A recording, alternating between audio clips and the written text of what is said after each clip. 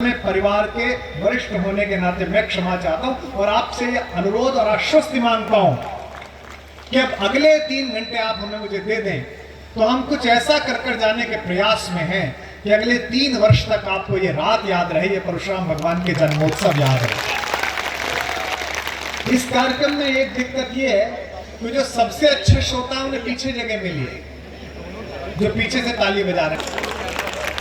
बहुत कोशिश करके भी बहुत कम बजी तुम पर, लेकिन फिर भी ये वीवीआईपी लोग हैं, इन्हें मेहनत कम करके अधिक बजा लेने का अभ्यास है। इसलिए कोई बात नहीं, हम इनके भरोसे भी रहेंगे, आपके भरोसे भी रहेंगे।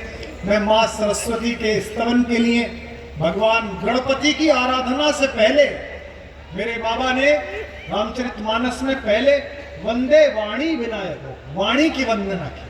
पंडितों ने पूछा, मुनियों ने पूछा, भाष्यकारों ने पूछा कि आप जैसा विद्वान आदमी जिसने पृथ्वी पर राम कथा को गाने के लिए 264 ग्रंथों का पहले स्तवन किया है, अध्ययन किया है, पारायण किया है, उनसे इतनी बड़ी भूल कैसे हुई कि दुनिया में सबसे पहला स्मरण जिस गणपति का होता है, गणनायक का होता है। और इनका भी परशुराम जी से संबंध है, आपको पता ही होगा। भगवान शंकर से मिलने के लिए गए, भगवान ने कहा कि मैं ध्यान में हूँ। बेटे से कहा तू पहरा देना, कोई आ जाए तो उसे अंदर मत आने देना। इस बीच परशुराम पहुंच गए, उन्होंने कहा शंकर जी से मिलना है। लड़के ने कहा पापा अभी काम में है। उसने कहा नहीं, हम तो अंदर जाएंगे।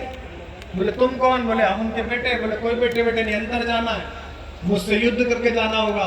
फिर दोनों का भीषण युद्ध हुआ। उसी भीषण में भगवान गणपति का एक दांत टूटा 2 में से, और उसी दिन से आप एक दंत कहलाते, एक दंता है विद्महे।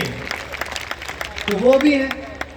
तो तुलसी जी ने कहा कि मैंने तो गणपति को भी वाणी के माध्यम से जाना, इसीलिए ने कहा पहले वाणी की वंदना होगी, उसके बाद गणपति की वंदना होगी। सामान्य नागरिक होकर नगर के, लोक के प्रतिष्ठित लोगों को नीचे बैठाकर ऊपर बैठने का दुस्साहस कर रहे हैं, उस माता के चरणों में हम 2 फूल चढ़ा सकें, इस योग्य हमें ईश्वर ने नहीं बनाया। ये काम बेटियों को दिया गया।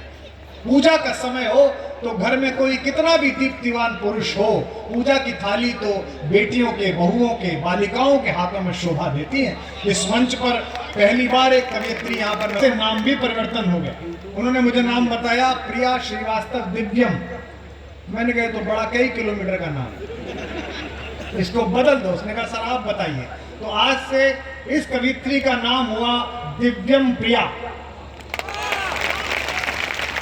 इसका अर्थ भी है और ठीक भी है। तो ये पद है, ये सुजानगंज है। यहाँ आदमी देर से तो आता है, लेकिन प्रेम इतना पाता है कि फिर देर तक गाता है। तो मैं चाहता ये हूँ कि वो वंदना करें। आप सबसे अनुरोध, मंच से अनुरोध कि इस कवि सम्मेलन के सारस्वत प्रारंभ के लिए एक बार अनंत जय घोष के साथ उस आकाश में जहाँ अनंत अक्षौणी सेना शब्द की विराजित का प्रारंभ करें और दिव्यम प्रिया को आमंत्रित।